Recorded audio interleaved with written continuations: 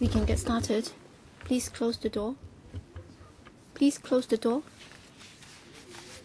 The meeting is now called to order.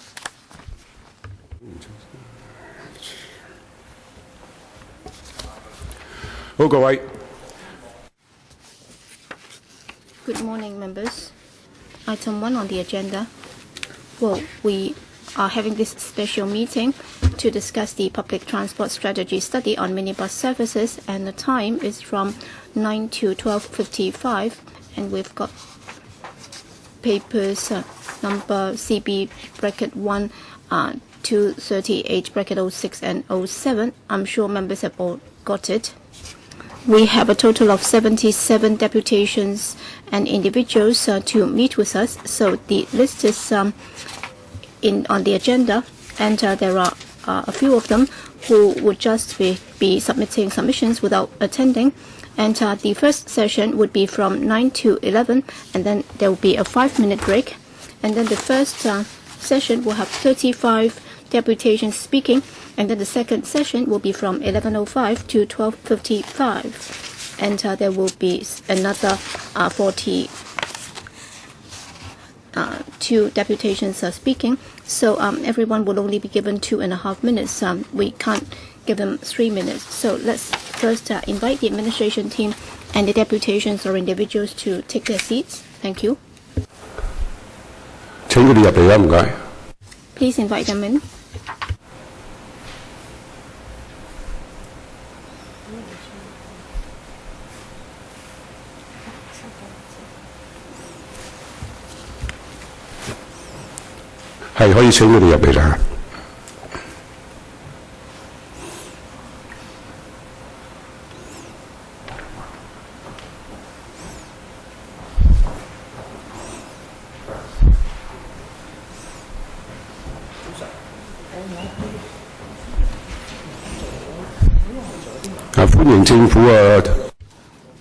Welcome to the administration team, the deputations and the individuals for coming. So please take your seats as soon as possible. There should be a layout plan for you to locate your seat, and if you have any difficulty, please approach any staff nearby so they can help you. We'd like to get started as soon as possible because today's agenda is very tight.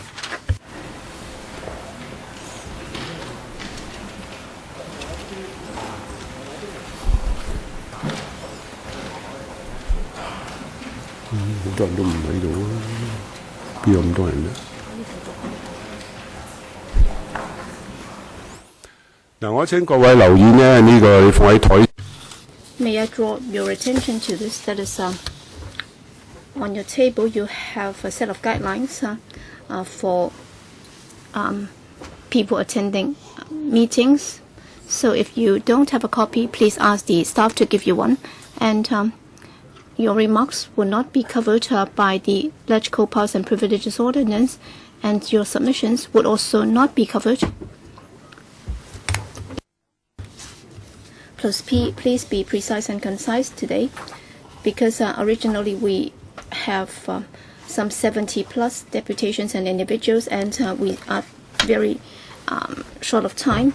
So we will be giving you 2.5 minutes each. And from the administration, we have Mr. Yao Sheng Mu, the Undersecretary, Mr. Andy Chen, Deputy Secretary, and Ms. Carrie Chang, Principal Assistant Secretary, and Ms. Marcella Lee, Assistant Commissioner for Transport, and Ms. Stella Lee, Principal Transport Officer from the Transport Department. Mr. Yao. Thank you, Chairman, for inviting me to attend this public hearing to listen to the deputations and individuals from the trade on the review of a position for minibuses under the PTSS. Earlier on in November, on 25th, we briefed members of the transport panel on the work of the PTSS. In simple terms, the PTSS, or Public Transport Strategy Study, would be looking at the roles to be played by other modes of service, other modes of transport other than rail, and we will also be looking into areas of concern by the individuals and the trade in order to ensure that the different modes would be able to complement one another, and there would also be sustainable and healthy development, and we would like to come up with strategies and policies. At present, there are some 4,300 50 minibuses providing services. All of them are 16-seaters.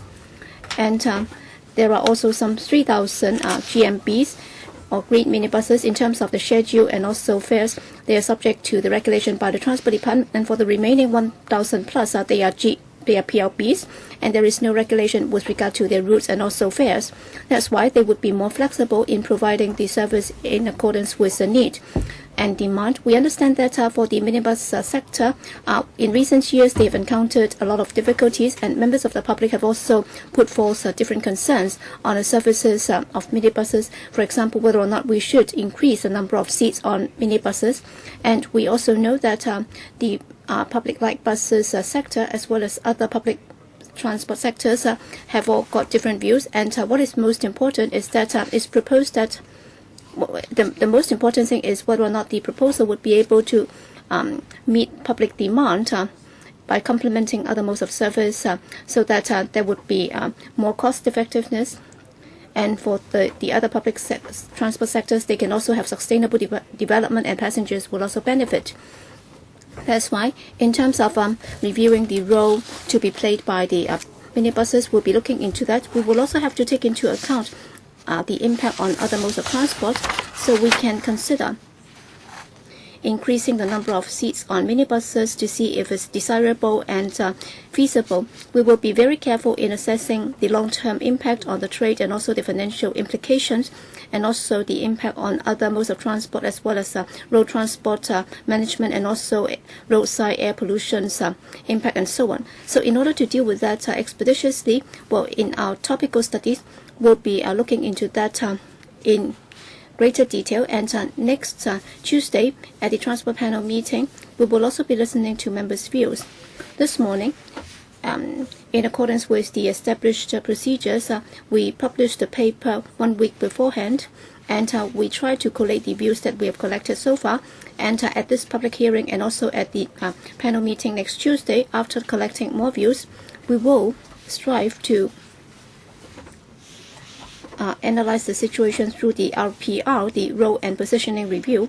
And in due course, we will also be engaging consultants to help us. And one of the important tasks of the consultant would be to talk to the stakeholders in order to listen to their views. Apart from that, later on, there will also be another topical study to review the number of minibuses, whether or not the statutory cap is okay. So other than assessing the demand and supply situation for minibuses, we will also have to consider the impact on other modes of transport in determining whether or not we should adjust the statutory cap for minibuses.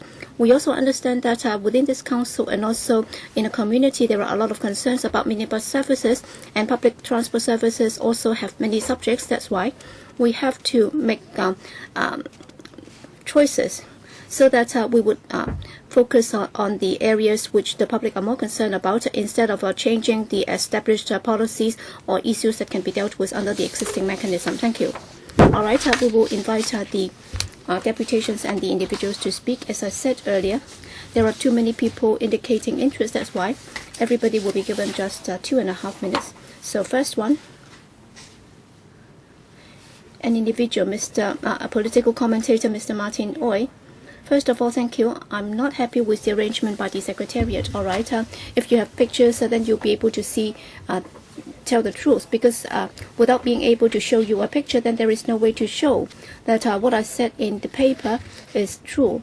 What I'm referring to is about San Francisco in North America, and also Canada, Vancouver. They all have minibuses.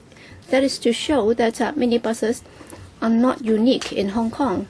So I'd like to express my discontent about the arrangement, and I'd also like to clarify that well, on page 18, I think there is a word missing with regard to the depot and also the manufacturer or the agent in Hong Kong. There is no link whatsoever. Well, when it comes to minibus policy, I'd like to say this to the officials on the other side. I think it's just a simple arithmetic. All right, you talk about 4,350 minibuses, and if you multiply that by the number of seats, actually we are talking about something that has never been changed in the past 20 6 years, you're talking about a capacity of 69,600. But then there has been an increase by 18% in terms of our population. So the demand has already been saturated, and therefore, even if you increase the number, you're not able to satisfy the demand. So please do not mislead the public anymore. And just setting aside the demand by the trade for increasing the number of seats, whether or not it's reasonable. Well, in the past, I've been to Kowloon Bay, and I talked to the garages and so on, and I look at Schedule 1 and 3, and the figures are actually contradicting, because if you look at the size limit, actually the vehicle could have accommodated 24 seats, but then you're limiting that to 16, so you're wasting 50% of the carrying capacity, or 8 seats. So the administration does not have to say anything. The only thing that you should do is to increase the number of seats, and also to delete the column in the schedule of Cap 372A, so long as they are able to get passengers to aboard the bus, they should be allowed to do so. And also pre-service training. You're talking about 180,000 licenses for commercial and commercial vehicles. Oh, sorry, I'm also one of the 180,000. I'm not saying that I'm going to drive as a commercial driver, but then you have to change the law as soon as possible. Thank you. Next. From the Civic Party, Mr. Joshua Lee. Yes, I'm from the Civic Party. Today we're talking about the PTSS, and I don't expect this to be an academic study. It's not a project by a primary school student. After listening to our views, I hope that there will be genuine improvement. In fact, there are 2 points that we'd like to make. Number 1, barrier-free transport, and also the low-platform bus. Well, for some 36 years, there has not been any change, and so the dimension is 7 times 2.3 and 3 meters, and there are only 16 seats, and we talk about barrier-free transport for some 20 plus years, and many public transports are moving in that direction. For example, buses and even ferries and taxis are able to take wheelchair-bound passengers, and even for the MTR, they also have lifts and so on. But then for minibuses, there is still no barrier-free transport, and the Labour Department has introduced the $2 fare for the elders and also for the elderly and the disabled. In fact, it's very inconvenient for people to take minibuses. Even elders find it difficult to board the buses. I've got this picture, but then I don't know why this has anything to do with the picture, with the meeting. In fact, it's just a picture showing a wheelchair-bound person trying to take a minibus. I don't know what's wrong with this. So how determined are you in listening to our views? Well, we believe that there should be priority seats in minibuses, but then can you do the same for minibuses? Well, today, even if operators are able to or are willing to introduce low-platform minibuses, but then because of the dimension problem, they would not be able to do so. That's why you will have to relax the dimensions for minibuses. You should offer concessions so that operators would be encouraged to introduce more low-platform minibuses. There should be more incentive for them to do so. With the growth in population, yet minibuses are still having only 16 seats. As Mr. So said, even if you wait for one more bus, you will still not be able to board it. And you said that you would try to improve air pollution. If we are able to extend the current 7-meter long bus, well, they could have taken on some 20 plus people, and if you're able to increase the number of seats, then that would also be able to reduce per capita carbon emission, and that would also reduce the load on the roads. Thank you. Next, our bus terminal, Mr. Leslie Chan. Well, when it comes to minibuses, in fact, are you talking about a 14-seater bus or a song by J. Chair or K. Chair? In fact, none of these. In fact, I can only think about Mr. Lai Meng Hong, an elder who just passed away recently. All right, he has been the chairman for the sector for many years, and back then I was still working for a car supplier, and that we were talking about a Euro 3 bus, and it was manufactured in Europe, and the government told us that we would be issuing licenses for LPG buses. So they're trying to introduce LPG buses, but unfortunately this bus was eventually brought up by one guy, and that also shows how ridiculous the policy is. And the last occasion when I visited Mr. Lai at Queen Mary Hospital, he was still very worried about something. He was looking into the first stage of the $2 fare transport fare for the elders, and also he has been fighting for 24 seats on minibuses. And I just ran into C.Y. Leung, who tried to visit Mr. Lai. He was very concerned about Mr. Lai. So is he aware of the concerns of Mr. Lai? All right, he has done a lot of work before, but then was only 16 seats on the minibuses. Elders have to wait for a long while before they can board a bus. All right. Well, 20 years ago, we already said that minibuses should have 20 seats. How come we still are not able to get it? And for the wheelchair-bound disabled persons, well, they can only see the buses, but then they would not be able to board them. All right, for GMBs, it's very difficult to operate them these days, all right, with heightened environmental requirements, and they would also have to get another license before they would be able to drive. And if you would like to have a sustainable business, then these barrier-free minibuses will have to be found in Hong Kong. Then we will have to relax the seating capacity of minibuses so that for these 7-meter long buses and for the longer buses, well, they should be introduced into Hong Kong so that they can also take on board wheelchair-bound passengers. And where necessary, you should also increase the number of GMBs. And you also need to relax the total weight and also the total length. I'm also against the fact that we have been banned from taking in pictures and so on. Mr. Michael Young from the Sha Tin District Council. On the question of minibuses, I'd like to first of all discuss the problems in our district. In our district, we have PLB Route 807A, traveling from Ma On Shan to the University Station.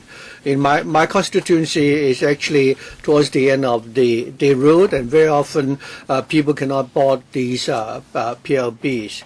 And if you look at this photo, you'll find that people have to wait for almost 20 minutes, and eventually the residents have no choice but have to take a taxi to go to the train station.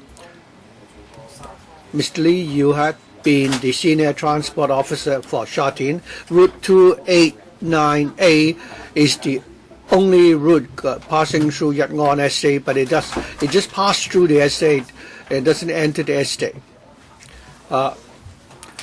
Buses can take with the wheelchair bound, but because of the PLB's size and so on, we are not able to import low platform minibuses. In 2003, because you wanted to introduce the taller seats, you increased the weight of the PLB to 5 metric tons. But the height and the width of the PLBs have never been changed. In 1998, it was suggested that since the PLB weigh 4 tons and therefore they can carry more than 14 passengers, if you want to ensure that the ride is comfortable, it can only accommodate 16 passengers. Right nowadays the PLB is 7 meter long, and it can actually accommodate 20 seats. Why can't we reinstate these seats so that the PLBs can pick up more passengers along the route? There is a minimum for the number of seats on buses. So if you want to relax the restriction on the number of seats on maxi-cab, you also increase the ceiling. Very often, I think we've talked to Madam Lee Shui-Chan that she would do something about it. Next, Madam Wong from the Hong Kong Evergreen Association. Thank you.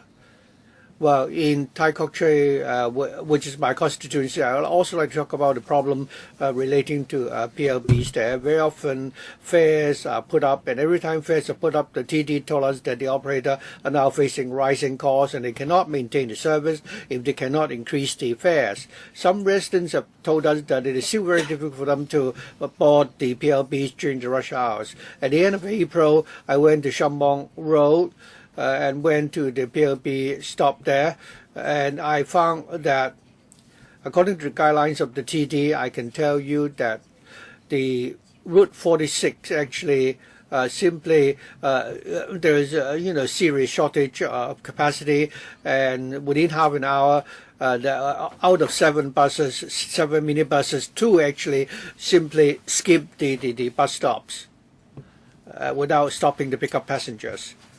The license of PLB license is fixed at 4,350, and if you want to increase one Mexicab, you have to buy one PLB. The license, which is about $5 million, plus the cost of the vehicle, it would be close to $6 million.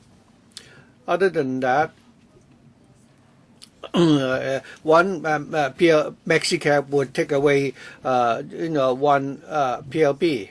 I also discovered that since 1994, many operators have demanded that the number of seats be increased to 20. Over the last 20 years, the government have not conducted any study or review, and each and every time they told the operator that they told people to simply wait for buses or take the MTR. But if 4 seats could be added to the Mexicabs, I'm sure the waiting time for passengers could be reduced. If you want to go from Tai Kok Tsui to then of course people would prefer the Mexicabs like 12A and 12B. So we believe that the Transit Department is simply out of touch with reality. The TD has already launched a concession fare for senior citizens. Mexicabs actually have more frequencies than buses, but many Kaifongs told us that they would not take the PLBs to go to the government clinics for consultation because they say that the steps of the PLB is very tall and therefore it's not convenient for them. Next, West Kowloon Harmony Association. Regarding Route 8 and 8S, serving Oilman Estate, I'd like to, point out that there is a need to increase the seating capacity for these PLBs. I have attempted to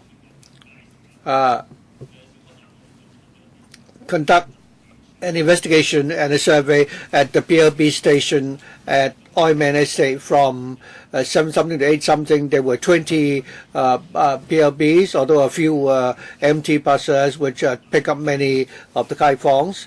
But we saw that the operators for this route have already tried their best. There were 8 PLBs which, when they reached Chunman Estate, were already full. And eventually, out of 22 PLBs were not able to pick up passengers when it reaches the wet market.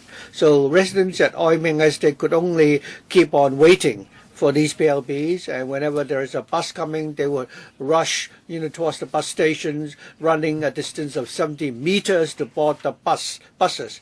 I have actually also made that run myself. So how can senior citizens also run like that? I hope members will bear this in mind. Furthermore, the $2 concession fare for senior citizens has indirectly motivated more senior citizens to take the PLBs because they can be guaranteed a seat. In Oilman Estate, the new residential estate will be completed soon, and very often the problem of the residents not being able to board, PLB will become more serious. The 7-meter-long PLBs, I think we can make optimal use of its capacity, and the seats could be increased from 16 to 20. Given that you have 26 buses per hour, we're talking about the ability to carry 104 additional passengers per hour, making it easier for the residents to board these PLBs. It will also not generate any additional carbon emission. It is also environmentally friendly. So I hope members will really consider this. And okay, I think your time is up. Next, the North Kwai Chung Transport Concern Group. Thank you. our population is increasing, ever increasing. The number of passengers boarding public buses from 1.1 to 1.2 million. Number of PLB passengers has increased from 1.63 to 1.85 million. All these figures suggest that the number of PLB passengers have been increasing in the last 20 years, and given that the number of PLB remain unchanged and the number of seats will not be increased, then the waiting time for passengers will continue to increase, and people who are waiting for these buses, in between terminus will have to wait for a long time. Very often traveling from North Kwai Chung, I think very often people will not be able to board PLBs if they want to board these buses other than the bus at the bus terminal. Chairman, well, this photo was taken yesterday. This is a picture of the residents waiting for PLB in Sha Tin. Someone may ask, why is it that the residents don't take other modes of transport? Indeed, it is true that they can take buses and the MTR, but then they have to make 2 or 3 interchanges, and will take much longer for them to go home. So the PLB therefore is a very important means of transport for people to travel from one district to another district. So I hope you can really consider providing these, inter-district PLBs, and that you should provide for more stops so that people can board PLBs in between bus terminals. And right now, the number of seats on PLBs are only 16. And for buses, they have very often the bus company will deploy a bus like that to serve the residents in North Kwai Chung, and the residents cannot board the bus even at the bus terminal. So I hope the TD will consider amending the ceiling on the number of buses in the lower deck to 30. Next, Ms. Chow from the CK Yao Lok Mutual Committee. Well, for PLBs, according to what I found out from the internet, the residents will need to yell out to the driver about the place where they want to, disembark. But we all know that very often the passengers have to really shout before the driver can hear them. So some people have created an app to enable passengers to inform the driver that they want to disembark. But then it's not easy for them to do that, for the driver to hear that if you use your cell phone to alert the driver. So we want to defend the right of the PLB passengers to disembark, and therefore we have worked together with the PLB drivers so that we can promote this culture to facilitate passengers to disembark. Our members include many people, including those from the entertainment industry. Other than shouting that we want to disembark, we overlooked the need for some people who need to leave the bus. For example, every morning when I take the PLB to work, I have to shout to the driver if I want to get off the bus. But if I have a sore throat, how would I be able to leave the bus? And very often we have to wait for other people to yell to the driver, and while you're waiting for other people to do that, you would already miss the stop. And you will have a chance to disembark, and if you don't cherish that opportunity, you will miss the opportunity. So given our aging population and the trend that we are moving towards barrier-free public transport, could the government, consider improving the facility on the PLB buses? For example, subsidizing the drivers so that they can install a bell for passengers to alert the driver if they want to disembark. The bus operators can actually have more passengers. So I hope the government will really start with such small details and start to implement a barrier-free, public transport system. Mr. Che Kin Leung from CFM Management Company Limited. Good morning. For 26 years, the PLB's the seat capacity of CLB have increased from 14 to 16, and it is rather rare that something like this remains unchanged over the course of 16 years. We've heard the aspiration of many of the other speakers this morning. The people are finding it very difficult to board these PLBs. So the only thing we can do is to ask the driver to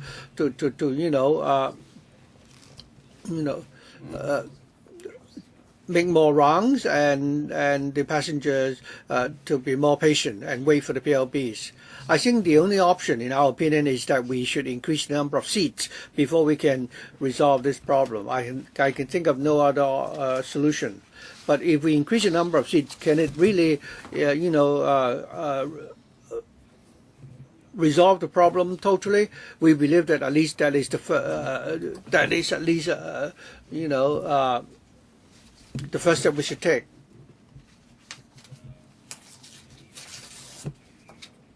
Over the last 26 years, I think we would like to ask whether or not PLB service actually satisfy public demand. The government is sticking to the old arrangement, and the public has to pay a price for that. So I think increasing the number of seats is really necessary. In Hong Kong, we need a diversified transport, forms of transport. Different forms of transport have their respective roles to play. In order to improve service and to cater to the demand, what is the reason as to why the government is not implementing such a policy which will benefit the public? Next, the Hopford Light Bus Company Limited, represented by Mr. Chair. Thank you. The PLB plays a supplementary role in the public transport system and providing a feeder service, and we already have a history of close to 30 years of that, and the PLB plays a very unique role. Otherwise, it wouldn't have been able to carry more than 1.5 million passengers every day, and is welcomed by the public.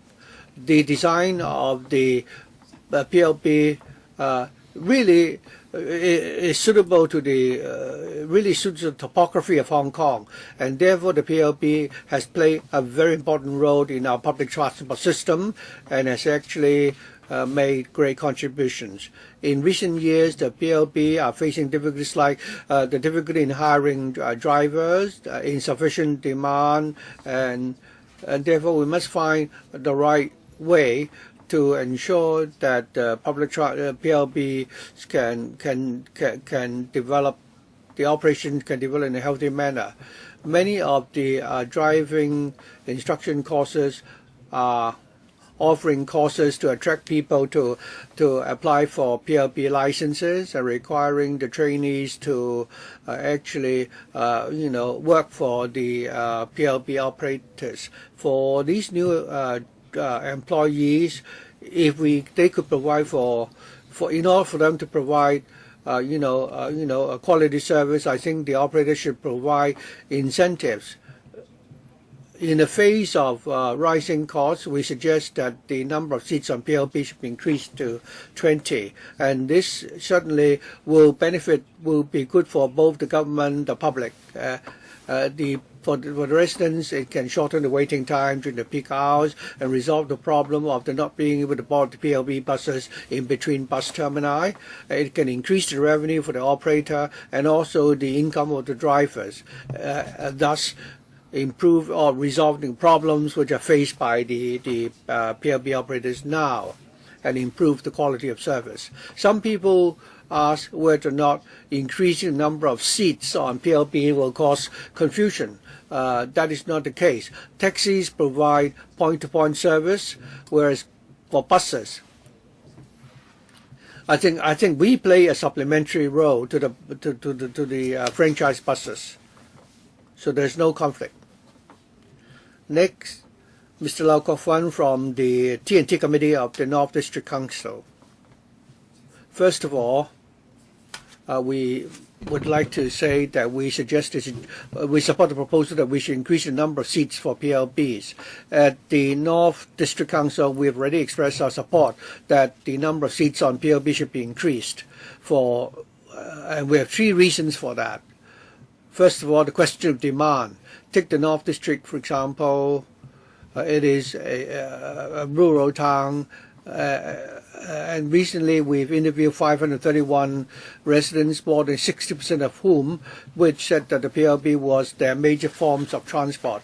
If the Secretary have the chance to go to visit the rural areas, you would find that many of our roads are not accessible to the buses, the franchise buses, and only PLBs can serve those areas.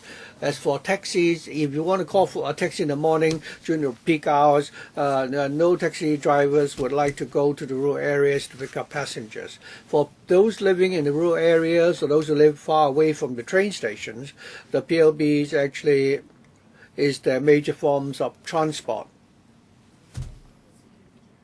We have the problem of a shortage of drivers now, and I believe we may need to increase the number of seats to resolve the problem.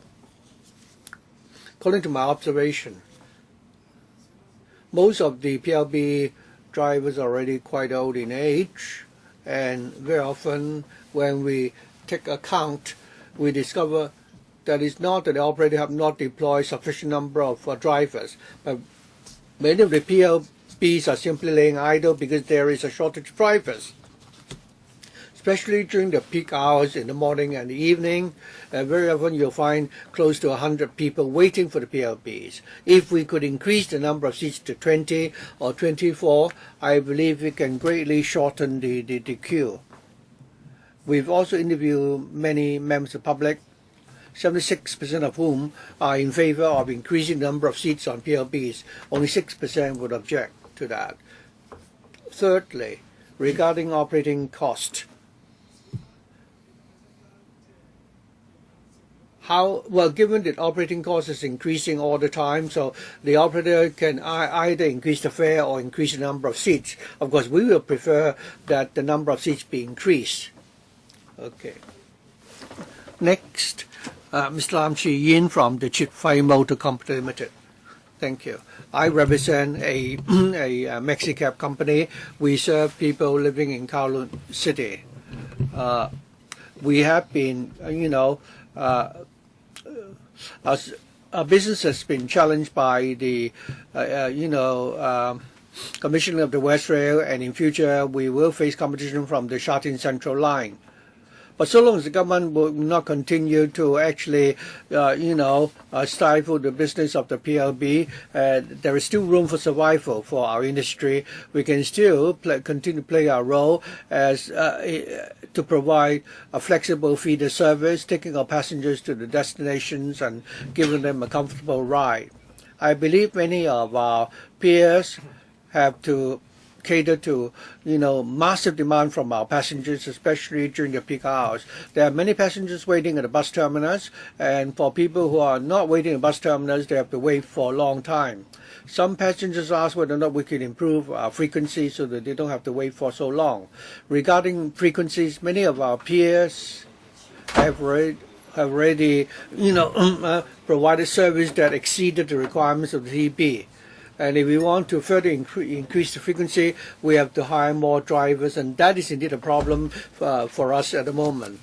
The main problem is since minimum wage was introduced in 2011, we have been enhancing remuneration for minibus drivers, but still we are facing a shortage, and on average they used to earn $8,000 or $9,000, but now the figure has risen to at least $13,000 to $14,000. But still, we are still facing a shortage of drivers, and the minibus trade really hopes that they will be allowed to introduce extra seats. For our company, we would be one of the first to benefit. The original design of our fleet is 24-seater, and by introducing extra seats, the shortage issue can be resolved, and no extra space, road space, is necessary, and as such, no extra congestion will be affected, and no public money will be involved. All right, time's up. Next, from Holy Gain Limited, Mr. Ngai Puyuyang. Thank you, Chairman. The policy for PLBs has been out of date for a number of years now. This year, the government is conducting a review for public minibuses,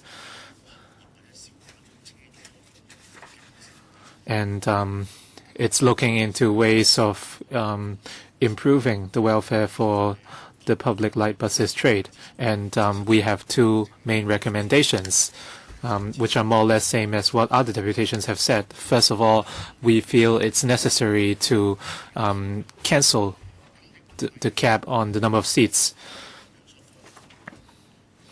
And secondly, we should relax the total weight restriction on PLBs. If we don't improve our products, we would be driven out of business very soon. And if the government feels that there's no need to change anything after the review, they would they can just kick us out of the market, and there's nothing we can do. According to the Transport Department's website, we have almost 1.8 million PLB passengers every day, including the red minibuses. And if the government's willing to amend the law even slightly, we can achieve a triple win situation. Thank you, Chairman. Next, from Central Link Transportation Limited, Mr. Siu Ying Hong. Thank you, Chairman. I'm responsible for the frontline management of the minibus fleets, and every day when I arrive at the stations, I see very long queues. As you know, efficiency is one of the pillars of Hong Kong, and that's exactly one of our advantages with public minibuses. A lot of passengers have to wait for a long time every day, and a lot of them complain to us. Our drivers are very professional, and our performances in terms of frequencies actually exceed the stipulated requirements, but we only have 18 seats at each minibus, and a lot of passengers cannot get on at terminals and midway stops, and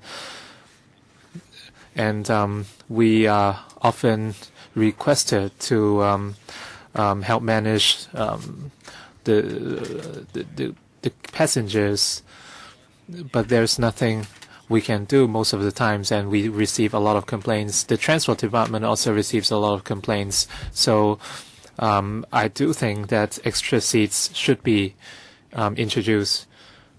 By introducing 4 more seats, it's a good solution, and that way we won't have to upgrade our entire fleet, and our normal operations will not be affected, and we won't have to redeploy our minibuses. Thank you, Chairman. Next, from the Democratic Alliance for the Betterment and Progress of Hong Kong, Mr. Lui Chiu Hong. Thank you, Chairman. At the moment, and the number of passengers for green and red minibuses are 350,000 and 1.5 million respectively. We can see that minibuses are very popular in Hong Kong, and we have a lot of small minibus companies and individual operators, but with intensifying competition from railways and buses, we recommend the government to give a hand to the minibuses. They should review the passenger capacity. Right now, the number of seats in minibuses were established in the 1970s, and right now the number of seats is 16, and a lot of minibus groups have suggested an increase. And those recommendations were based on the existing dimensions of our minibuses, and I support this idea. But by increasing the number of seats, the competitiveness of other modes of transport might be affected. The government should consult the trade and look at the pros and cons between implementing any changes. And on the shortage of drivers, it's an issue many operators are facing, and a lot of drivers are fairly old, and as such, we recommend relaxing the licensing requirements of drivers.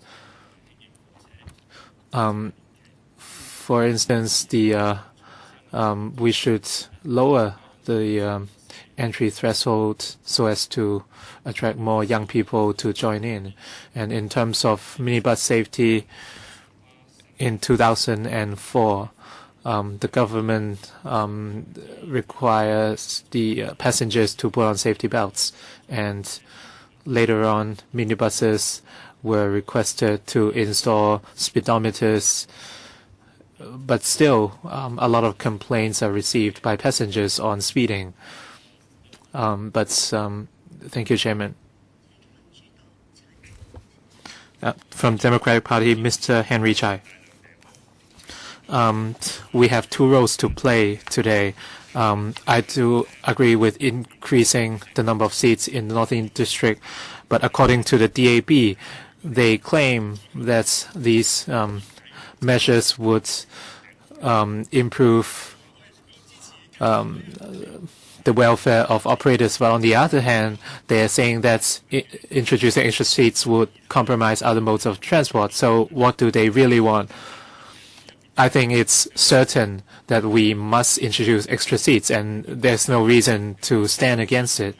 When you look at the information provided by the Transport Department between 2004 and 2013, we have seen extra passengers every year. If you don't allow them to put in extra seats, how can they deal with the demand?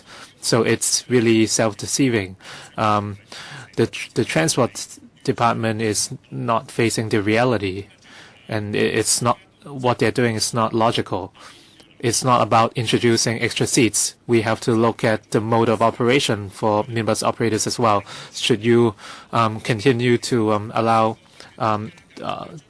should we continue to have sole private ownership, and do you think they should all be replaced by buses? It's not possible because some areas are only accessible by minibuses. This is something the government should consider in their policy review. And on the embarking and disembarking at stops, how can passengers get on and get on? What about persons with disabilities? It's not very friendly to them. And on the existing distribution of stops,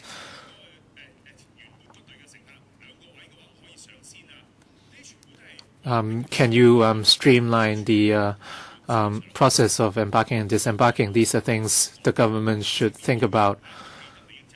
And we are dealing with operators vying for interest.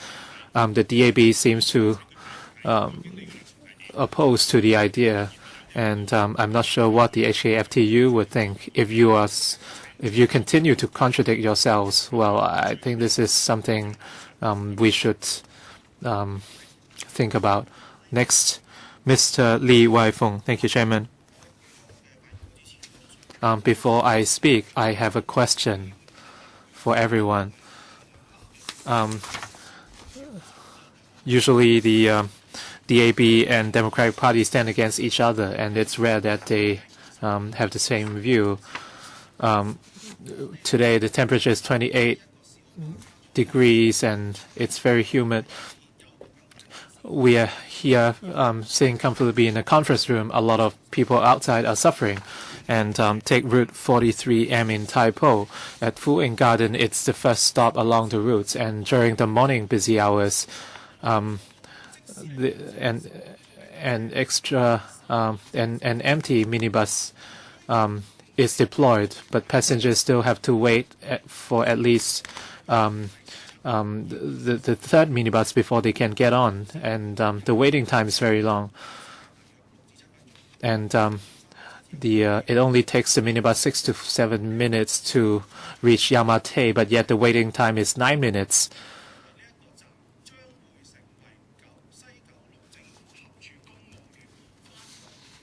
And this route 43M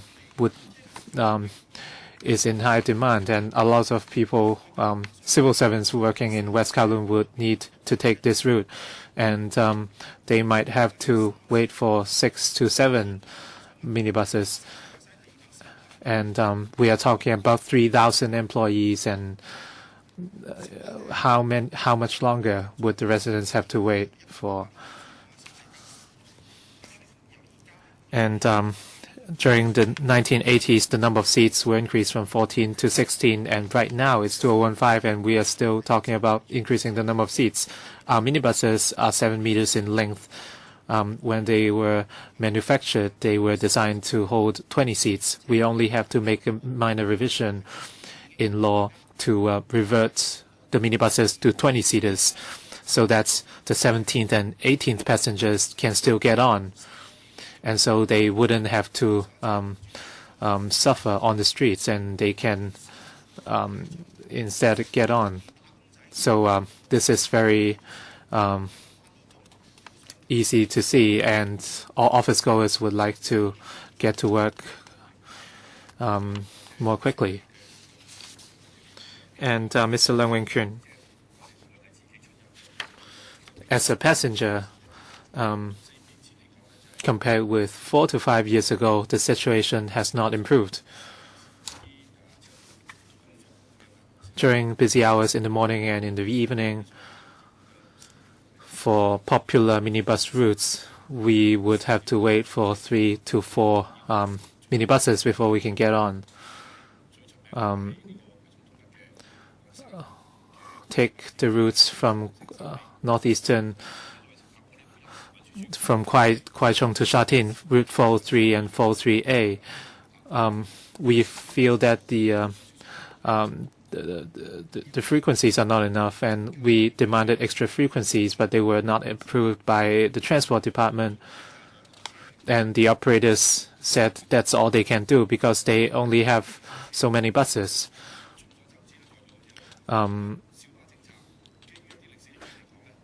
In terms of minibus policy, the fleet size is fixed at 4,350, and there's no room for increasing the number of trips. And I think increasing the number of seats is an answer. And with the introduction of the $2 concession by the government, PWDs and elderly people are encouraged to go out more. And with the $2 concession, I think the minibus trade is one of the beneficiaries, and we should see more passengers. But without increasing extra seats or the number of minibuses, the situation will be harder and harder for office goers. And in terms of costs, a lot of people in the minibus trade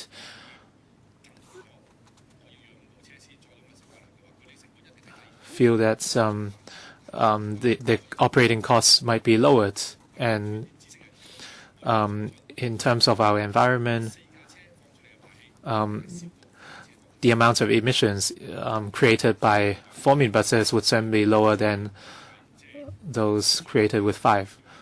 Your time's up. Next, please. And Mr. Lau Chi-kit from Chengyi Synergy. I hope the government can really hear our views. A lot of residents told us that the government is focusing its energies on railway development. It continues to enhance our railway network, but for other modes of transport, they are creating more and more barriers. For minibus service, the service is focused for feeder purposes and most routes are short, are rather short, and the main reason against introducing 20-seater minibuses is that it would affect businesses for taxis and for bus companies. Let's take Route 88D from Kwaichong to Qingyi. Since minibus service became available, the business for KMB has been affected. And right now they only have one double-decker and 4 single-deckers for that route. So such changes would affect the entire landscape, and a lot of people would opt to take the minibus instead because of its speed.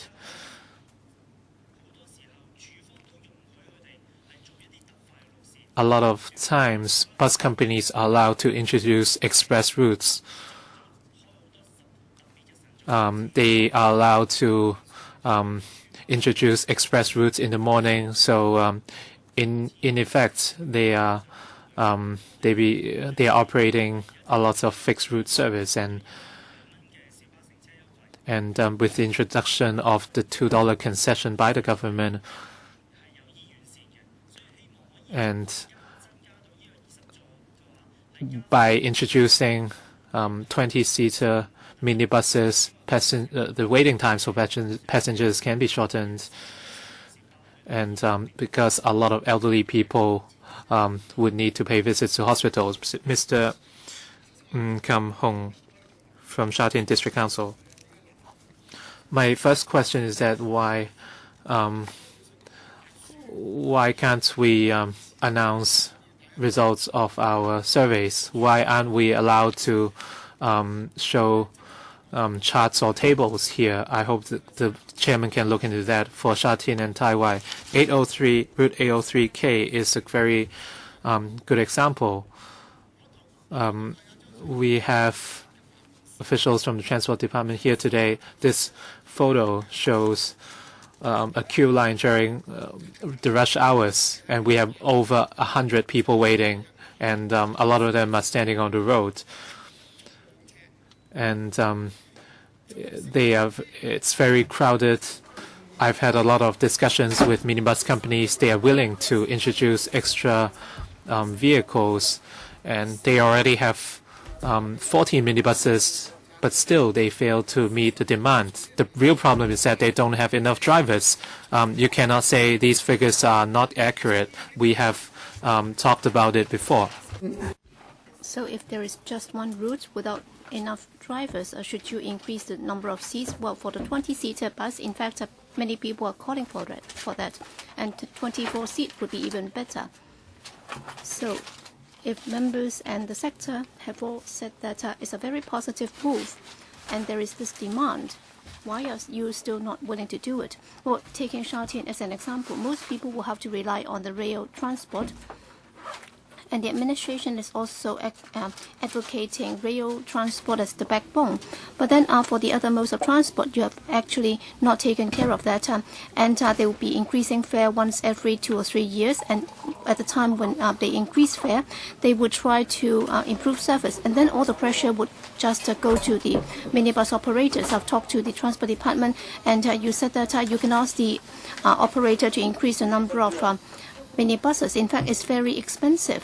In fact, in some cases, it might not be feasible. How can that be acceptable to the public? That's why I hope that the Transport Department and the officials can listen to the users' views.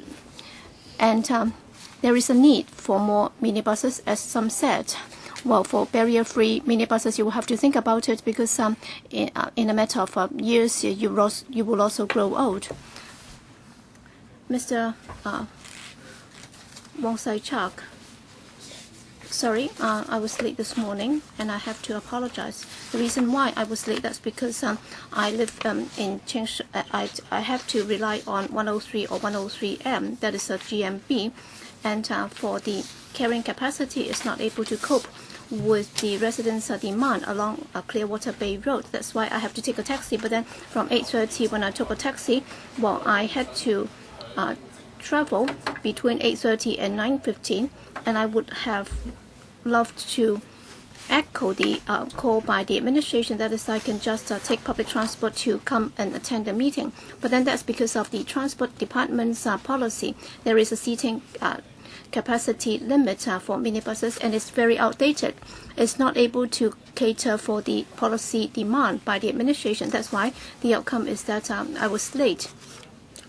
And obviously, that's the fault of the administration, causing my late attendance. In fact, if you look at the government's policy,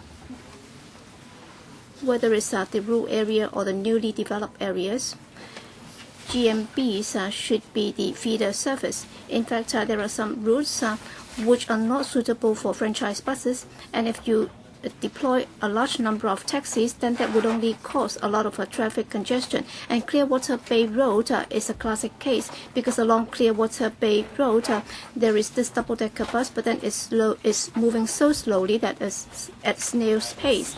And if there is a large number of taxis riding on Clearwater Bay Road, then I believe that the situation would be quite awesome, because it's already quite packed with private cars, and also because of the lack of buses, many people are calling for taxis. So as a result, the road is very congested. It's quite the opposite of what you want in terms of your road policy.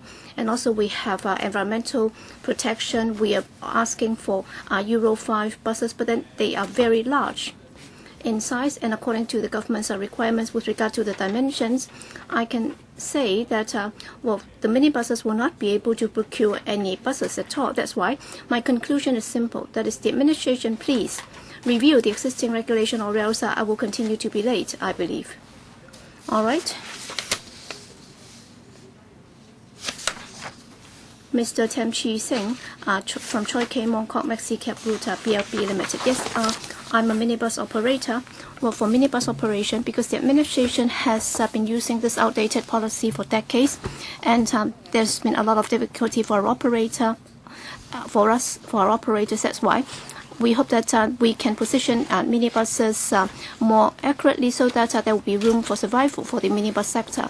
In fact, our fares have not been able to catch up with inflation. I can give you an example. All right, if you live, you will have to be fed. But then if you look at our route, initially we charged just $1, and then a lunchbox would cost $5, and then 30 years down the road, well, a couple of nights ago, I went to a cafe restaurant, and I tried to buy the cheapest lunchbox, and it would cost me more than $30. In other words, inflation is about 6 times when compared to 30 years ago. But then how about my fares? So it should have been $6 if it catches up with inflation. But then I'm only charging slightly more than $4. In other words, I'm lagging behind inflation by some 43%. Given the circumstances, is the government's policy still suitable? In other words, for the operators, we won't even be able to buy a lunchbox. So, all right, with growth in population, in terms of the role of minibuses, it's just a feeder service. And if you look at the rail service, there are more trains, and there are also more standing capacity. But then for 26 years now, we only have 16 seats. We aren't even able to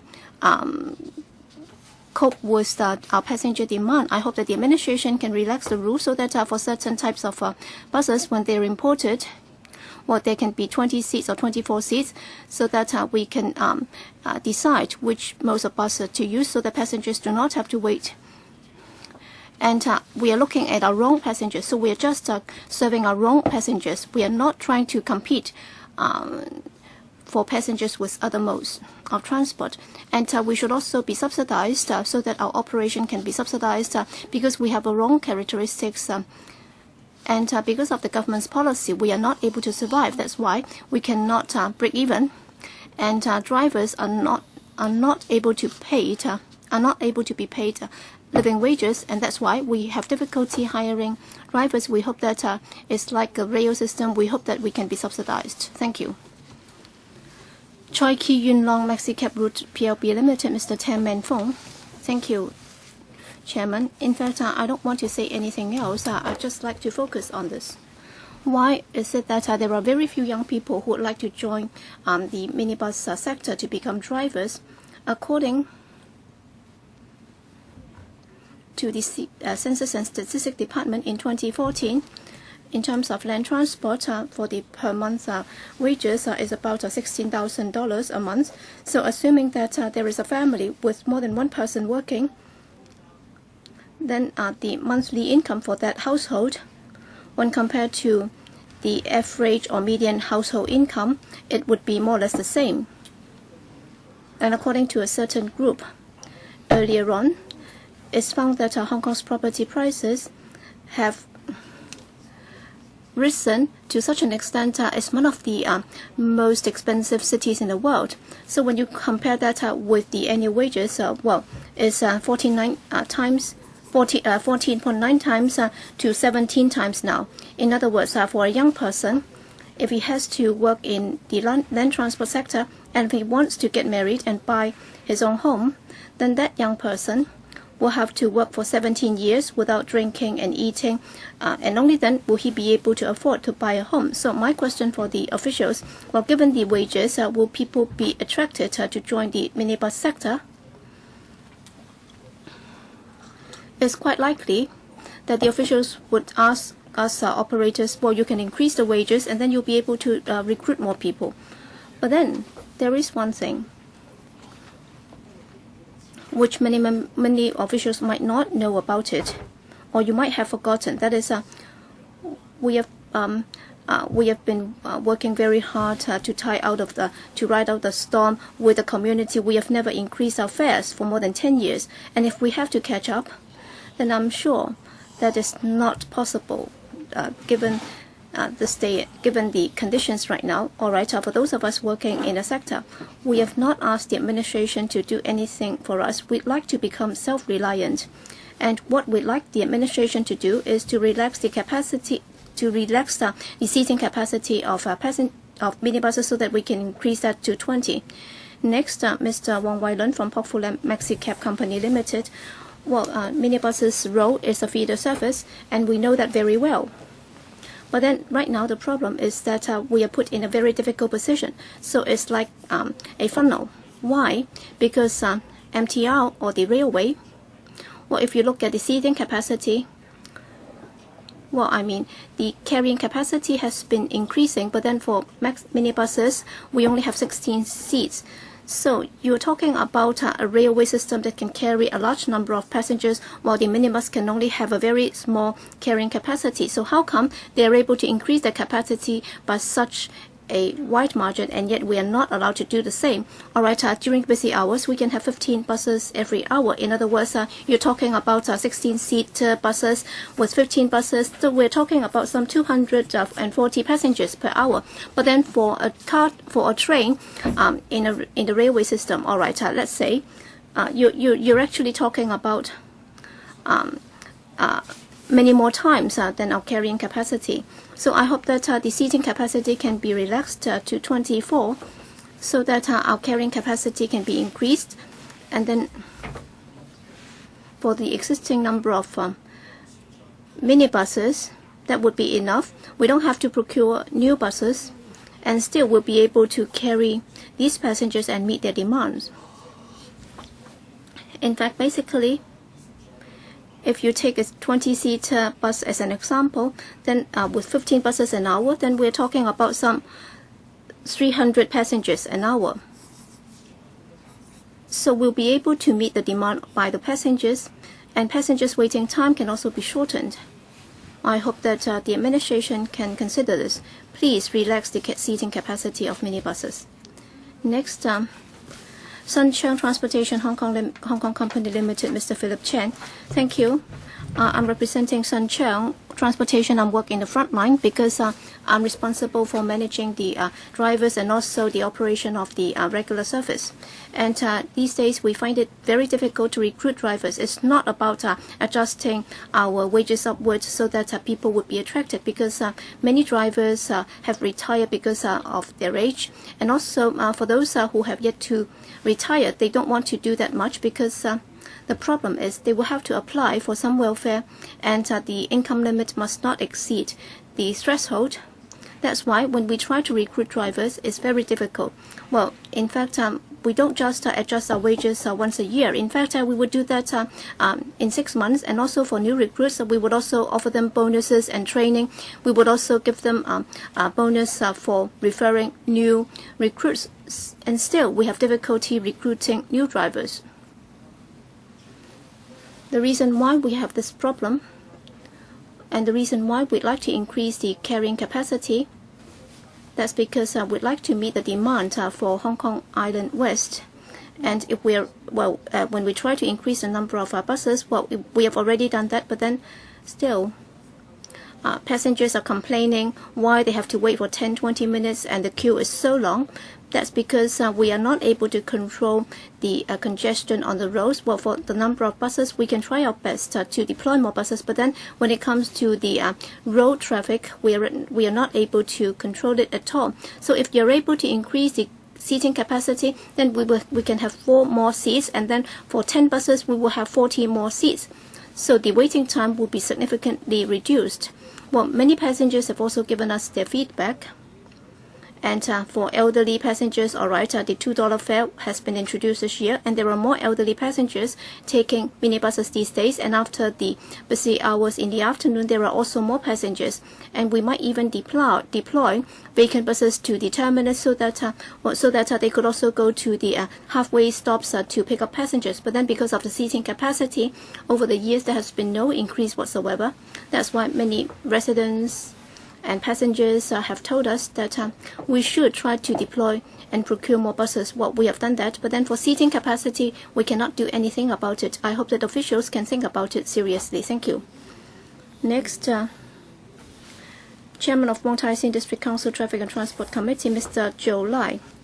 Thank you. I'd like to welcome the administration's review of the policy on minibuses, and I'm grateful to many legislative members who are here to listen to views from the deputations. Just now, from what I've heard, is that many deputations have been saying this. That is, they hope that minibus service can be improved, including the fact that they'd like to increase the number of seats, and then there should be a higher frequency, and there should not be any congestion on the roads, so on and so forth. All right, of course, if you ask me, I absolutely agree with all these. But then these are the ideals. But then I know that when the DAB representative spoke, he made some suggestions. In fact, they are very useful. Well, of course, if you say that, well, today I think the unanimous view is that, increase the number of seats on board. Well, whether it's the Bureau or the Undersecretary or the Transport Department, all right, you've heard those suggestions many times, but then the critical thing is that you do not believe in them, or you dare not do it because you think that there might be problems. That's why when I heard the DAB say that you should train up more drivers, you should also improve safety on board, in particular, if there is any change to the minibus policy, that should also have a healthy competition with other modes of transport. There should not be vicious competition with other modes of transport.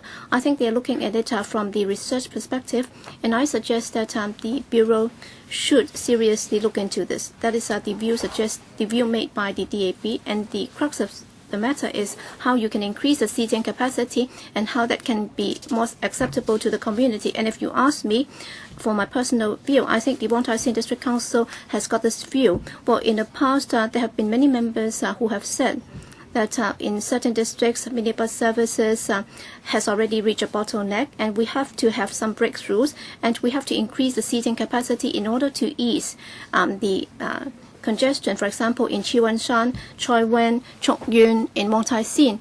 Well, these are hilly areas where there are estates, and for buses, yes, they can be used, but then in terms of the efficiency, that's not very high because you cannot just rely on franchise buses, and therefore only minibuses will be able to play the role. And therefore in these areas, the administration should run pilot schemes so that minibuses in these districts can increase their seating capacity. All right, thank you.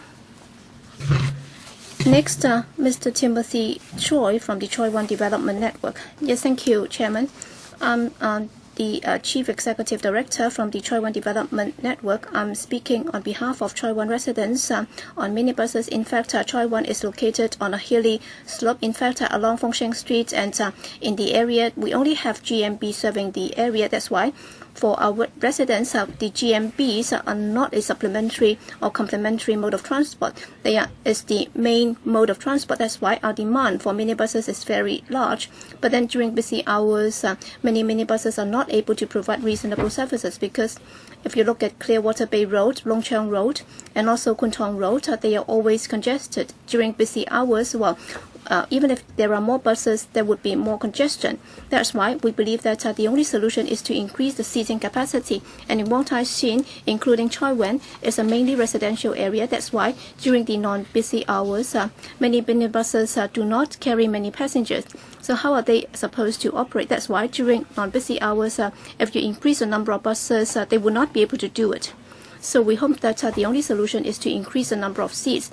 Only if we are able to do that, then given the current operating environment, they will be able to provide reasonable services to our residents. In fact, the Transport Department has been looking into the difficulties of the operation for minibuses. That's why if you look at their policies, they are actually biased in favor of the GMBs so that they can avoid more competition, and as a result there has been monopoly. But if you look at the GMB routes in our district, there can only be one route, and there is no alternative.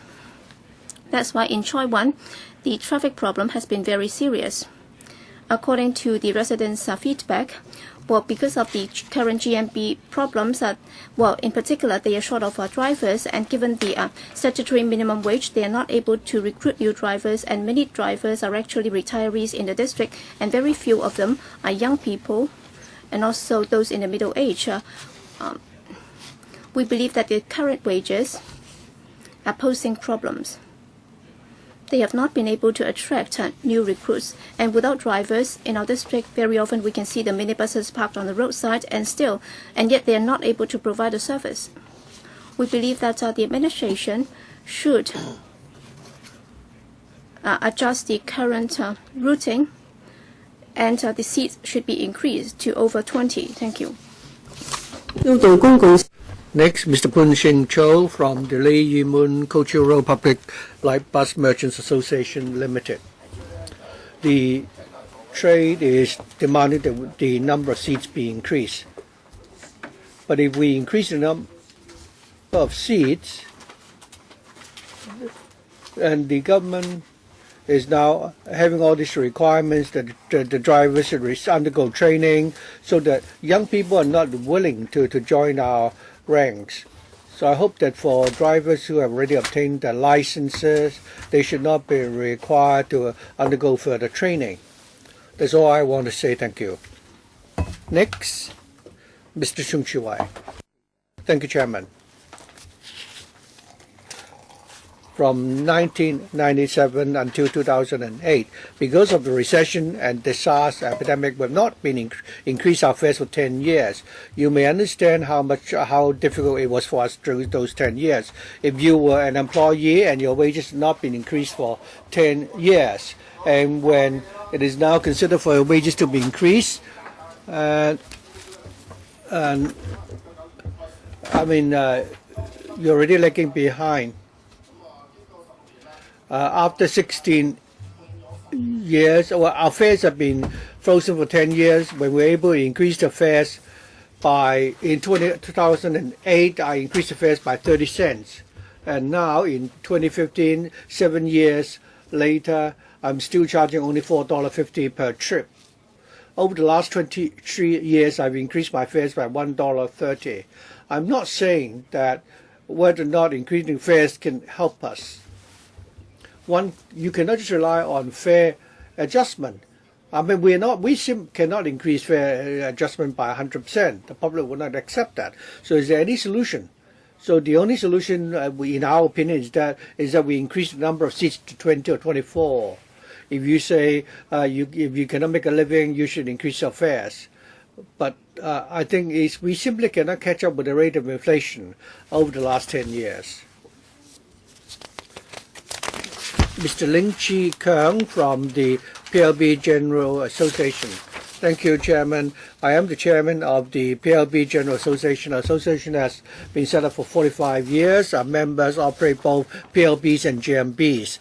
We are grateful to the panel for providing this platform for our industry to reflect our views to the government regarding the operations of PLBs and to tell you about the difficulties that we face.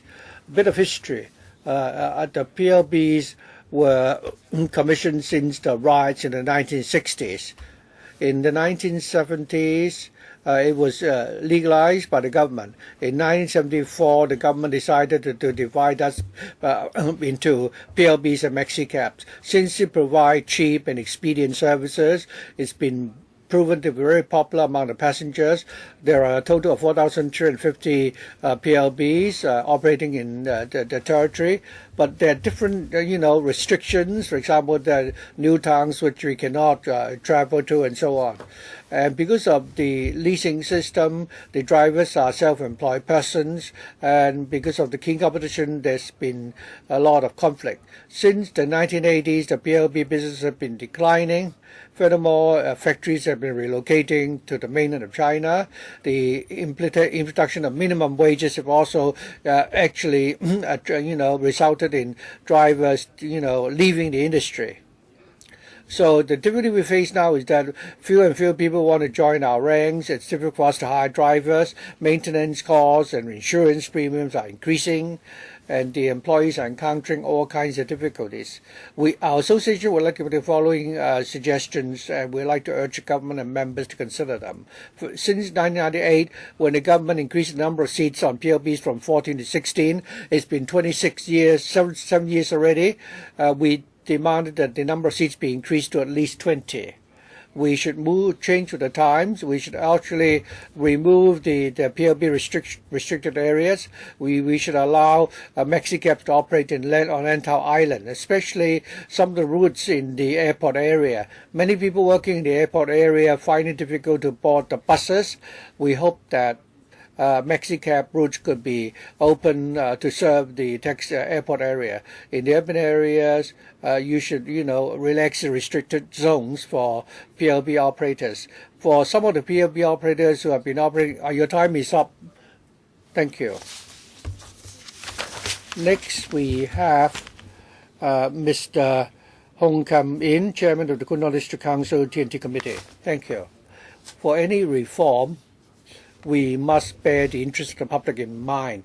The current review is a good opportunity to enable us to find out about the views of the public. In Pun Thong, many residents demand that we find that many people have to wait for buses during the peak hours. There are only two solutions. Either we use large, forms of public transport which can accommodate more passengers, or we expand the carrying capacity of PLBs. Very often the bus companies are unwilling to do this. Only for a certain period of time do they have the required number of passengers. So increasing the carrying capacity of PLB is something that we must consider. I'm a member of the DAB. The position of DAB has a very clear position. It's not like some people who actually were rather ambivalent. Many political parties have ambivalent views, but DAB certainly has a very clear position. We support the proposal that we increase the number of seats on PLBs. Very often the PLB operators cannot stick to the frequencies because fewer and fewer drivers are willing to join the industry.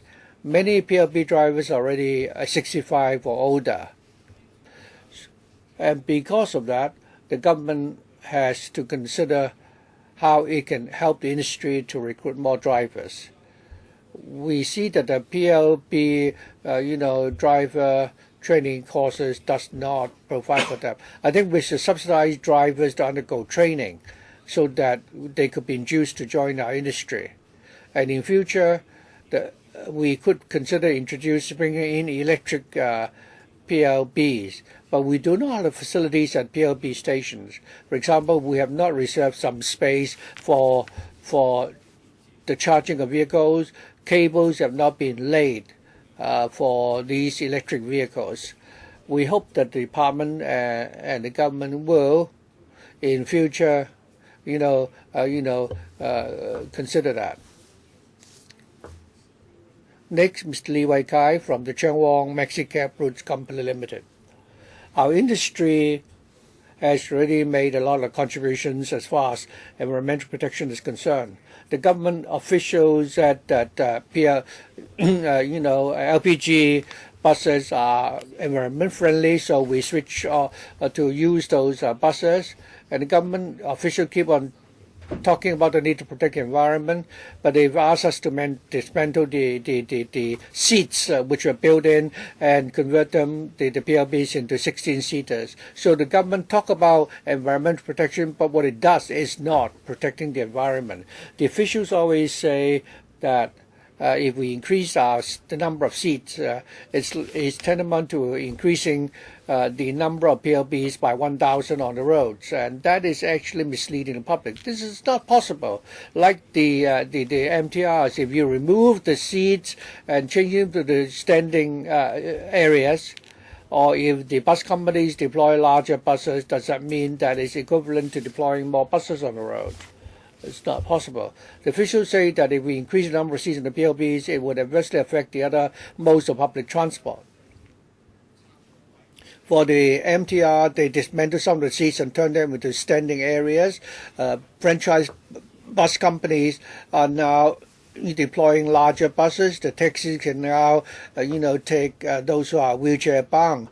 But is it the case that that we should be treated differently? Is it the case that the operators are small businessmen and therefore you would not even notice if they go out of business? So I hope the government will seriously consider, increasing the number of seats on PLB so that we can ensure the survival of our industry. Well, all the deputations already spoken, and I'd like to wait for the second round before I invite the administration to give a global response. All right, it's now time for members to ask questions. 7 members have indicated they would like to speak. Wong Kok Heng, Albert Chen, Michael Dean, Tan Ka Piu. Anyone else? Claudia Mo. 9 members. Shall we say 3 minutes per member? Mr. Wong Kok Heng. Thank you. Thank you, Chairman. I'd like to thank the deputations and individuals for coming here this morning to express their views. I'd like to take this opportunity to ask the Secretary to respond to answer the question regarding the timetable for the review on the government's policies regarding PLBs. Many of the views put forward by the deputations are very clear. They have criticized the existing PLB policy, which is outdated. For example, the cap on the number of seats and also the restriction on the number of PLBs that could be procured by the operators. It shows that the PLBs at the moment are not actually able to accommodate those who are physically handicapped, and it does not have any barrier-free, low-platform seating. They've also told us that the restricted zones have many unreasonable restrictions. In some areas, PLBs are not simply allowed to enter those areas. So all these policies which are outdated should be reviewed because they're not environmentally friendly, and also they've not enabled us to make the optimal use of the PLBs to carry passengers. And it has also resulted in the small operators, facing all these difficulties. So what it boils down to is that the current government policy regarding PLB is outdated. I'd like to ask the Secretary when there will be a review and when we'll be able to have the result of such a review. Thank you, Mr. Wong, for your question. He pointed out that our policies are outdated. I've also heard the views of many of the deputations. They've raised many different issues. I'd like to highlight that for certain issues, for example, regarding the facility equipment on the buses, question of increasing fares and relaxing the restricted areas, the TD has been constantly monitoring the market, and they will continue to review the situation. If need be, we can certainly make the necessary adjustments. What we are more concerned today is the role. We're not going to review the role of PLBs in the context of the entire public transport system. And we're not just looking at the PLBs alone. Of course, the operators may believe that there is a need to change. For example, changing the number of seats and also the number of PLBs running on the roads. But this is something which does not only affect the PLBs alone, it will also affect other forms of public transport. The question of how we can provide public transport that can best cater to the needs of the public. Mr. Albert Chan, thank you. First of all, I'd like to declare, first of all, that over the years, I've supported a proposal to increase the number of seats on PLBs. The PLB operators have promised that if the government allowed them to do so, they're willing to offer concessionary fares for senior citizens and school children. We didn't have concessionary fares for senior citizens then. The government is actually ignoring the needs of the PLB operators. For the MTR and franchise buses, they have the FAM, and fares could be adjusted automatically. For PLBs, since they are small businesses, they could be more easily bullied. If you look at the fare adjustment over the last 20 years, you'll find that it is really incredible. If I may compare, route 96B at Mexicab and 34M, the bus route. 24 years, PLB fares were 30% more expensive than buses. Earlier on, bus fares were 30% more expensive than PLBs, but recently, the bus fares are now more than 10% more expensive than PLB fares. Right now, bus fare is $3.80, PLB $3.40. So in the past, PLB fares are more expensive, but because franchise buses enjoy a lot of exemptions, also buses are so large, and so it's not reasonable that bus fares are more expensive. If you calculate the cost, the fuel, concessions and so on, the franchise buses enjoy more concessions. The government's policy is such that they are discriminating against the PLB operators, making it very difficult for them to operate. So in your review, you should not only review the question whether they should be allowed to increase the number of seats, you should also review the government's policy towards certain organizations and the transmission of interest. So I don't think we should only discuss the PLBs. I think we should discuss the entire transportation policy strategy before we review the individual items. If we don't review your policy towards the MTRC and review the PLB policy, it would not work. If you review your policy regarding PLBs, taxis, and so on, without reviewing franchise bus companies, MTR, it would not work. The MTRC is making a profit of more than $10 billion. If you could allow the PLB operators and the non-franchise buses a small share of that, they would be able to survive, and the drivers will not make it so difficult. Will not find it so difficult to make ends meet. The government's policy is so unfair that these three non-franchise, public transport operators are operating under such a lot of hardship. Mr. Albert, I think. Early on, we've suggested the government should also conduct a major review of the public transport. The government has refused. Of course, the government is now undertaking to review its policy regarding PLB. It's better than not doing anything at all. The government is now listening to the views of the public. We've heard just now that the PLB operators are finding it difficult to hire drivers. So even if there are PLBs, there's nobody to drive those buses. So if you could hire people, you will be able to improve on the situation. And we also need to consider the question of how we can resolve the problem. But the government has refused to listen. 180,000 people have PLB licenses. So for all bus drivers actually have the license to drive PLBs. So I think you have to address this issue.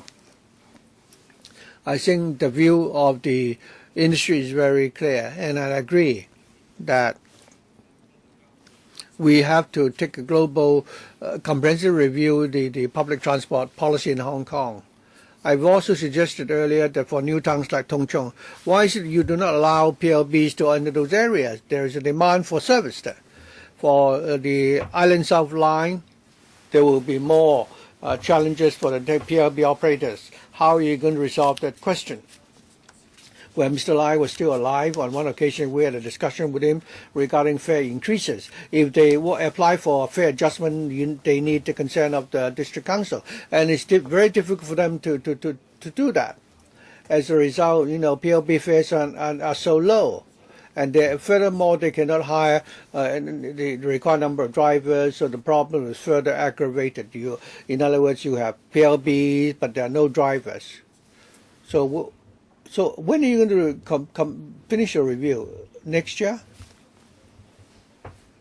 Regarding the CTS study, we hope that we'll be able to start the review in the middle of this year. We are grateful to the Finance Committee for approving the creation of the new post, and we are now starting to recruit a consultant. We think that the whole study will take about 2 years. Well, I still have some time. I always say that you need to have a license for 3 years before you can apply for a PLB license. Hope you can review that. Someone with a 3-year license but no actual driving experience will be the same as someone who has only obtained a license for a year. Well, today it's rather unique in the sense that the trade would like us to increase the number of seats on the PLBs. The view expressed is all one-sided, and I don't think any member of the public would object to that. We have 7 million odd people, except for the government. The government for almost 20 years have refused to allow the PLB operators to increase the number of seats on the PLBs.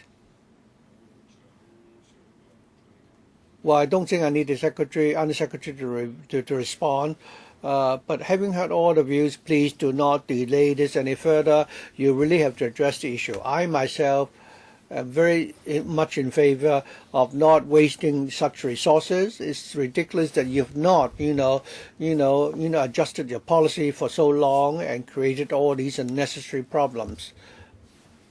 So I think you need to take this up with the other industries, operators who may think that their interests might be affected. So there might be other areas that they would need support from government. So why don't you sit down and talk to them? It is most important that we end up with a win-win situation rather than a lose-lose situation. If we want the government to do something, public opinion it's very important. We need to also get the support of those people who do not, take the PLBs. Well, I'm sure nobody would object to having clean air and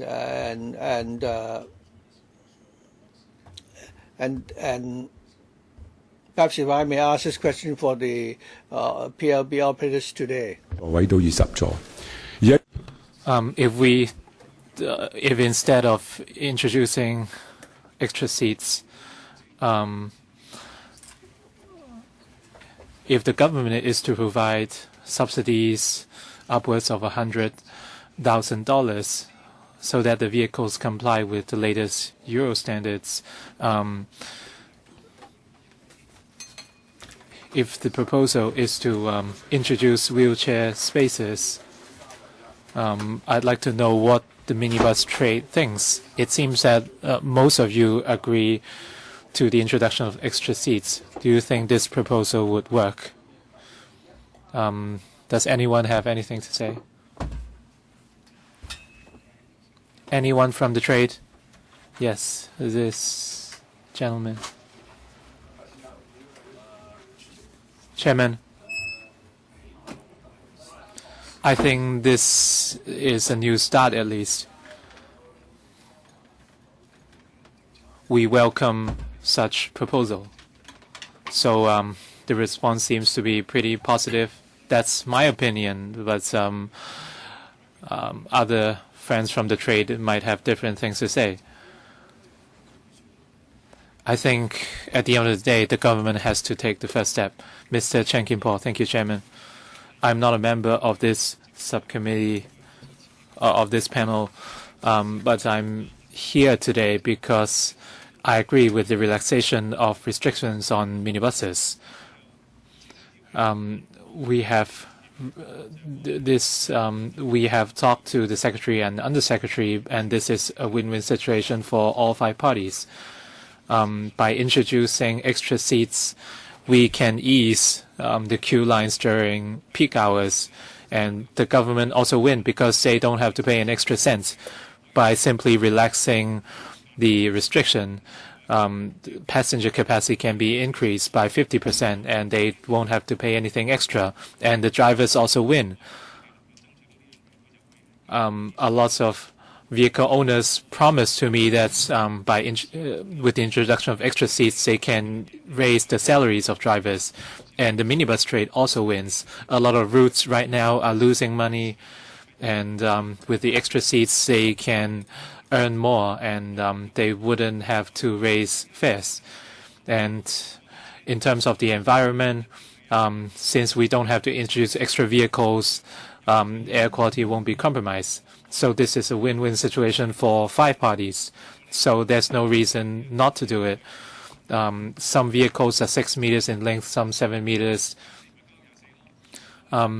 The number of seats can be increased to 20 to 24. So this is a very good idea. As the chairman said, you should entertain reasonable requests, and everyone can move forward. You cannot be scared of taxi drivers, for example. You know, they should. We should be logical here. You shouldn't be scared of everyone, and you know, you should act with reason. So by lifting the restriction, it's beneficial to the entire Hong Kong public, and this is something you should do ASAP. Would you like the Secretary to respond? No, I think he knows what I mean. Mr. Teng Ka-piu. Thank you, Chairman. We talked about this vicious cycle for operators, and they cannot pay the drivers much. And if the driver can have a choice, then they would rather drive buses instead. So my question for the Transport Department is that in the past 5 years, what's the situation for flight adjustment applications for minibuses? And in 2011, 2 minibus associations promised not to raise their fares in 3 years. So in theory, the passengers would benefit. Of course, this initiative was only proposed by 2 associations, not the entire trade. Can you promise to raise salaries for drivers as well, so that everyone can benefit? From the Transport Department, I have some information on hand on 2014 and the first 3 quarters of 2015, and we have 349 routes, and in 2014, fare adjustment applications for 249 routes were approved, and the increases range from 20 cents to $3, and for this year, so far, we have approved fare adjustments for 57 routes. So in total, it comes to more than 300 routes. Vice Chairman, does the trade have anything to say? Mr. Ling. After our fare adjustment applications were approved by the TD, we raised the salaries of our drivers. So this is a win-win situation. If the interests of the drivers are not safeguarded, they would not want to work for us. What about the introduction of seats? If we earn more because of the extra seats, we would raise salaries for the drivers. They are our assets. They are key for us. So I hope the Transport Department, the THB, should sit down with the unions and trade associations to see how we can achieve a win-win situation. Mr. Chen Kam Lam. Thank you, Chairman. We are looking at a complicated issue here for minibuses. It's not as simple as introducing extra seats and redeploying resources at minibus stops. We should look at the entire public transport policy in a holistic manner. Over the years, the DAB has requested the introduction of seats in minibuses. We still feel there's a need to listen to views from the trade. If we only introduce seats and ignore other voices from the trade, we understand that some other representatives from other modes of transport are opposed to the idea. So this might not be the best solution. So we suggest implementing new measures in phases. In the next year or two, we can increase the number of seats from 16 to 20. We should do it for green minibuses first before we extend it to red minibuses. And going forward, we can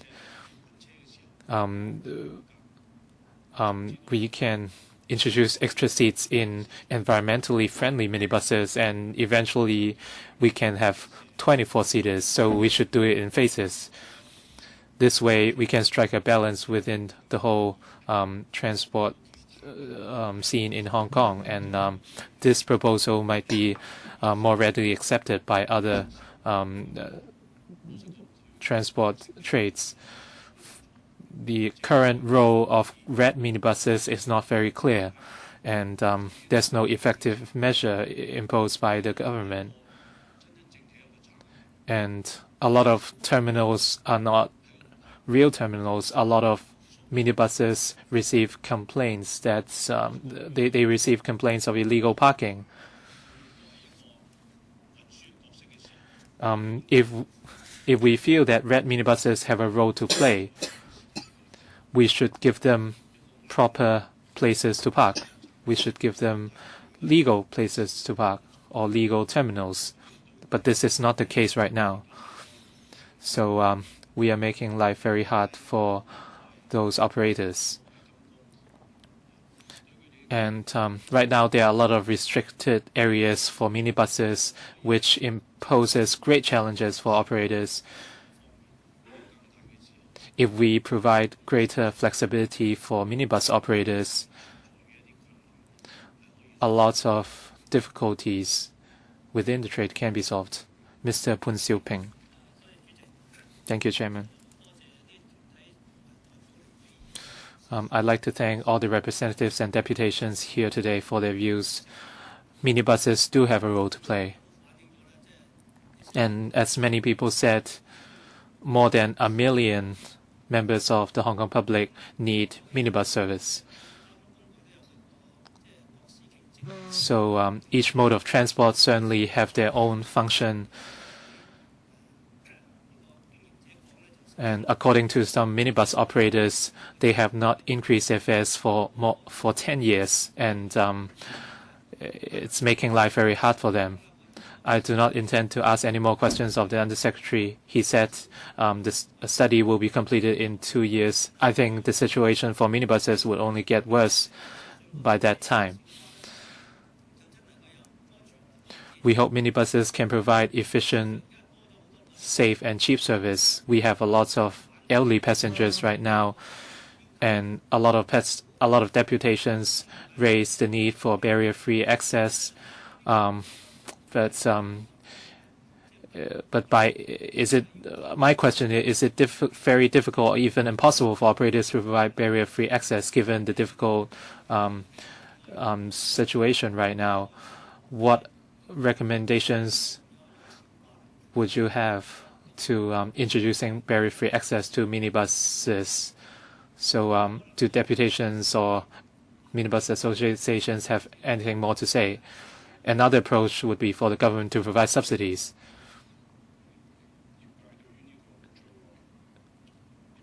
Do trade representatives have anything to say? Mr. Ling, please. For barrier-free access, the 2 routes I'm operating right now, for wheelchair passengers,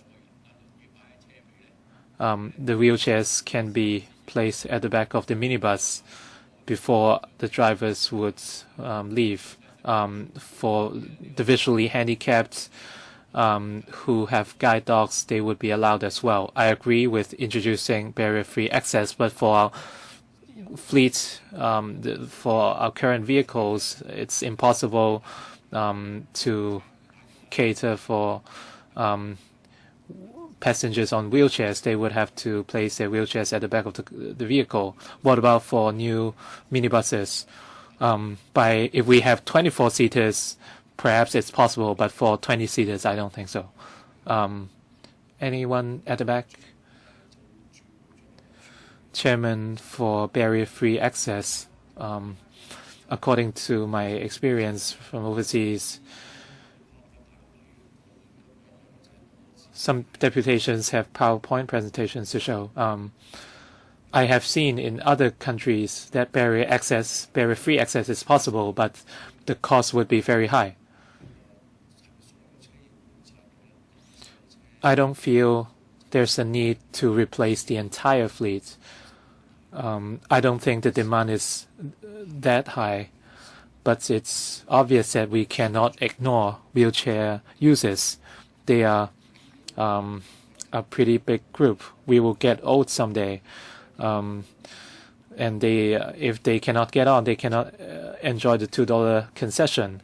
They have to put away their wheelchairs if they are to take minibuses. So how do we fill this void?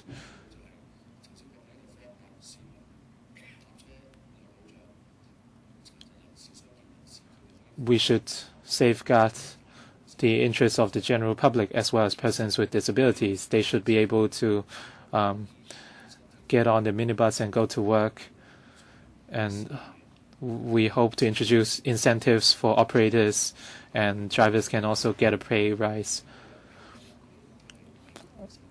By introducing extra seats, they can get extra revenue. Ms. Claudia Mo. Thank you, Chairman. Down the years, the